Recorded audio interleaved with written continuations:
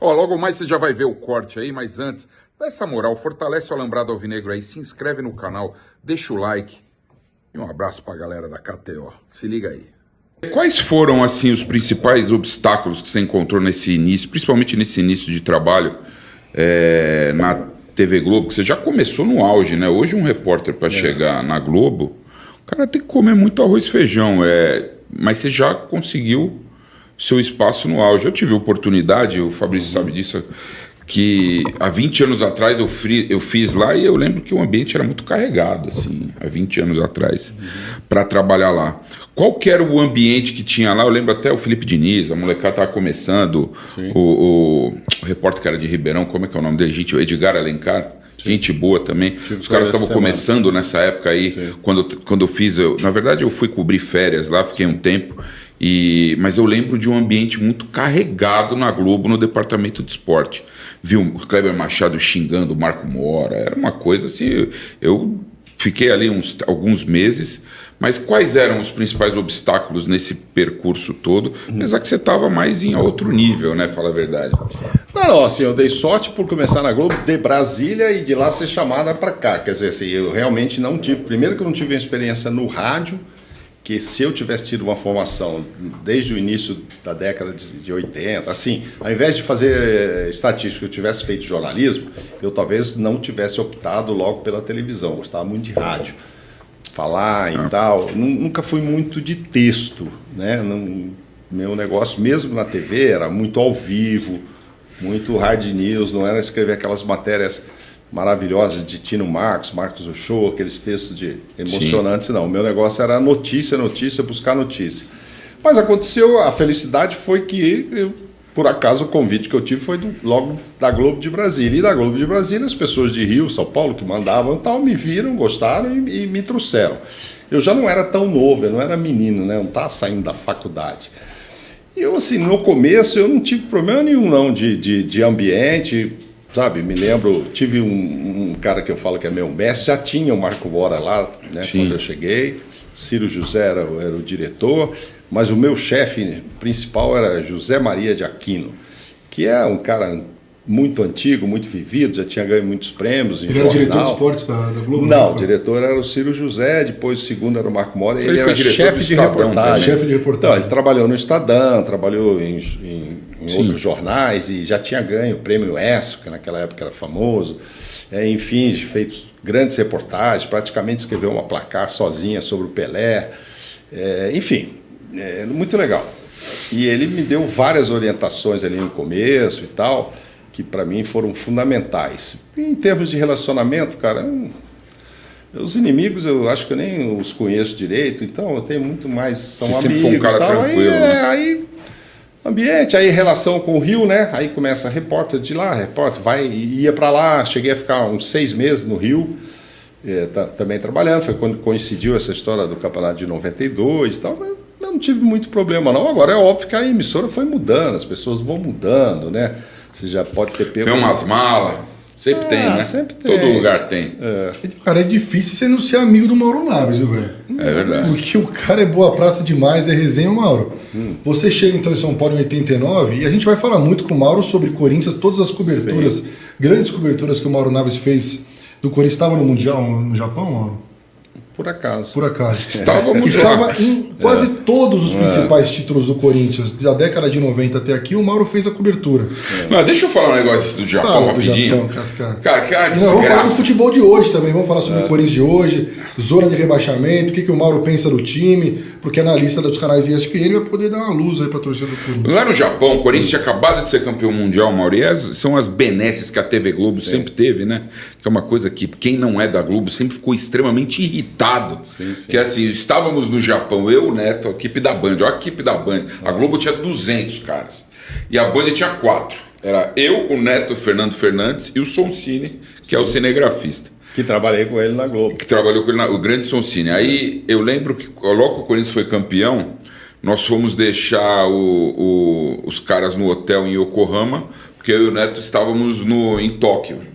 E aí eu lembro que era uma dificuldade tremenda para falar com a boleirada, com os personagens do Corinthians, que tinha acabado de ser campeão mundial. Quando a gente passa na frente do hotel do Corinthians, assim, tinha, acho que era o acho que era um ônibus assim, não sei se era grandão assim, fazendo tipo um escudo, e tava lá o Mauro Naves entrevistando todo mundo lá, livre, leve, solto, e nós passando um perrengue desgraçado. Mas naquela noite também tomei uma meia dúzia, viu?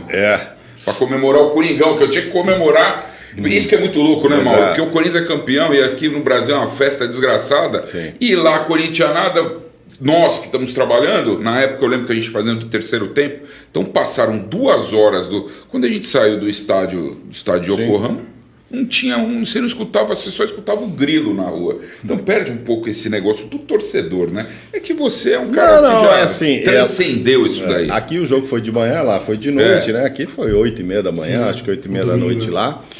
Mas a entrevista mais importante que eu fiz lá, por exemplo, essa lá na frente do hotel, deve ter feito, porque como aqui estava de manhã e era um domingo, por acaso, né? 16 de dezembro, o Corinthians ganha em 90 e 16 de dezembro ganha o Mundial, né? Então muitos supersticiosos achavam, pô, essa data hoje vai levar. Mas a mais importante, assim, que foi desse tamanho e quase que a FIFA me expulsa, eu fiz dentro do campo porque não podia fazer quando o time foi dar a volta olímpica. Eu estava lá como repórter dentro do campo, etc, tal, o Galvão na cabine, etc, mas não, era para ficar naquele quadradinho ali atrás, falando um pouquinho e não sei o quê. Não podia sair para ir entrevistar jogador. E eu fui junto com o cinegrafista, José Carlos Mosca, eu fui meio que de ajudante, mas eu tinha um microfone aqui por dentro. Aí na pista, eu paro o Jorge Henrique, que foi o primeiro que veio, que estava ali naquela confusão toda, e começa a perguntar umas coisas para o Jorge Henrique, usando assim o microfone com a camisa escondida aqui e tal, e aí veio o cara da Folha, sei lá, ele deu umas 2 respostas normais, mas enfim, mas era uma primeira entrevista ali após o título, para falar e tal, dentro da volta olímpica. E aí o cara da FIFA já veio, você está entrevistando? Não estou, tá, estou vendo, né? Bom, enfim. Mas aquela era importante, porque era ali após o título, né? Aí depois, provavelmente, como era domingo, o jogo de manhã, tinha um esporte espetacular, então, obviamente, eu devo ter feito um monte de flash lá, e cada hora com um jogador e tal. E eles também no hotel, comemorando muito, né? Teve gente que virou ali, né? Porque eles vieram depois na segunda, e eu também vim.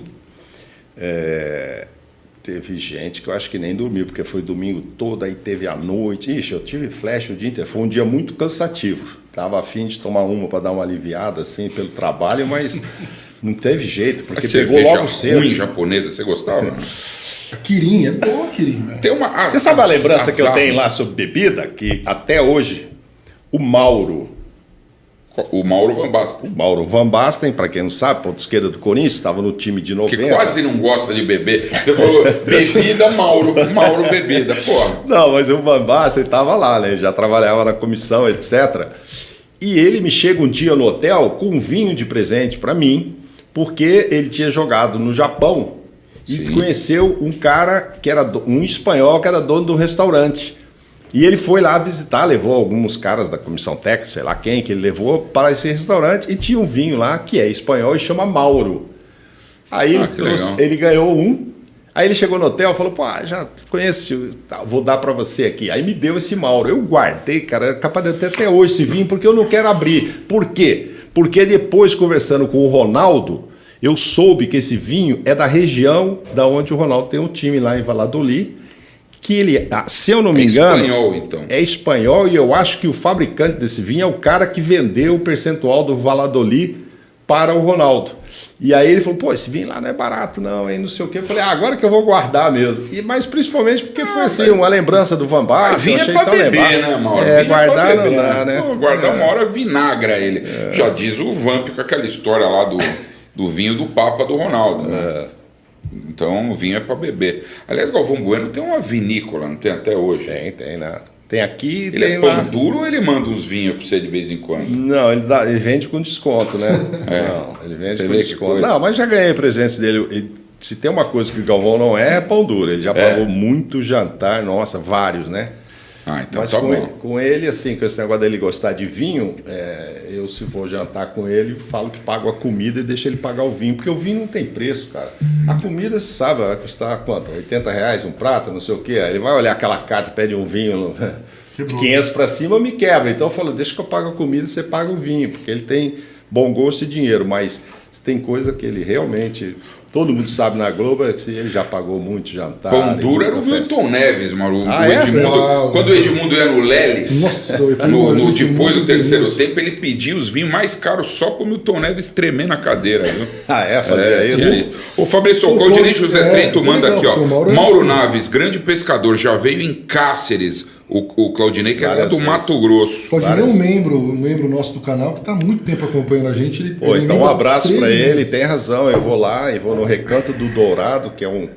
Já fui em outras pousadas também lá, mas várias vezes fui sozinho, fui com meu filho, fui com a minha mulher. Gosto muito de pescar no Rio Paraguai lá. E o Wesley fala do Sete Mares, que você é um cara que conhece o restaurante Sete Mares, claro, que é um dos nossos parceiros aqui no Alambrado Alvinegro. Ele falou que tá mandando um rango para você aqui, que depois você tem que avaliar. Você já conhece, né? O rango do Sete Mares. Muita qualidade. Muita qualidade. O Célio Santos fala que ele tem só 7 Copas do Mundo em 51 países. É isso, Mauro? Fez até conta aqui o Célio Santos. Quantas Copas do Mundo? Qual foi a primeira? Não, 7 é verdade. 7 que eu fui, né? Porque eu deixei de ir em 94, até no nosso programa às vezes o Zinho ou o Pascoal se confundem, acham que eu estava lá. Eu não fui na de 94, porque eu saio da Globo tipo 91, 93, depois dessa história do Flamengo lá, com o Botafogo, eu saí da Globo achando que eu ia sair mesmo. Eu fui abrir uma confecção, vender lá no Brás e Bom Retiro, calça jeans. Porque eu achava aí que... Já estava desiludido com a profissão na época. É o ambiente que você falou. Aquela época eu achei que a concorrência era muito grande, que dificilmente eu ia ter espaço, sabe? Um dia eu voltei da Fórmula 1, num domingo, falei, cara, não dá. E eu tinha um primo que fabricava roupa, tava ganhando dinheiro pra caramba, e ele vinha e ficava na minha casa lá em Higienópolis e vivia me falando, pô, meu vendedor ganha mais que você, lá com esse negócio de TV. E o cara ganhava mesmo. Aí eu falei, quer saber, cara, eu vou ficar nessa briga para fazer matéria, não é para mim. Aí eu saí. Então, por isso, assim, claro, perdi a oportunidade. Não sei se iria, mas ao sair em 90 e poucos antes, claro que eu perdi a oportunidade de, se é que iam lembrar de mim, de ir em 94. Mas o repórter principal naquela época de São Paulo era o Roberto Tomé. Então, a partir de 95, aí eu começo a fazer pré-olímpica, aí vou na Olimpíada de Atlanta, 96, e aí começa a fazer Copa América. Aí comecei, aí depois o Tomé também mudou para o jornalismo e tal, aí eu passei a fazer. Então, a primeira que eu fui mesmo, e aí já não tinha um Tomé, foi em 98 na França. Aí eu fui em todas depois, fechando agora pela ESPN, a última que foi no Catar. São 7. Esse negócio de país é o... Você tem esse número ou não? Não tenho ele exato, mas o José Carlos Mosca, que Meu parceiro, eu adoro Mosca também, lá de Campinas. Lá de Campinas. Ele viajou uns 20 anos comigo como cinegrafista, nessas coberturas de seleção, mundial, tudo era o Mosca. Eu e o Mosca eram parceiraços. E um dia ele comprou lá, sabe aquele mapa mundi que você espeta uns alfinetinhos assim? Na churrasqueira dele lá em Campinas, ele montou lá, sei porquê, e começou a marcar os países que a gente já tinha ido. E faltou alfinete. Passou de 50. Aí ele que me falou isso, Mauro, nós já falamos mais, fora as repetições, né? Seleção jogava 3 vezes por ano em Londres, ou 5 vezes, já foi na Alemanha. Então, os países diferentes. E aí eu comecei a olhar assim e falei, moço, pensar na América do Sul, já fomos em todos mesmo, já são 10 Libertadores. Aí, Estados Unidos, México, Costa Rica, aí você pula para a Europa, aí foi para a Ásia, Malásia. Falei, rapaz, será que você tem razão? Mas nunca fechei esse número assim. Se são 51, 53 e tal, mas segundo o Mosca, a gente tinha passado de 50 países. A gente vai voltar.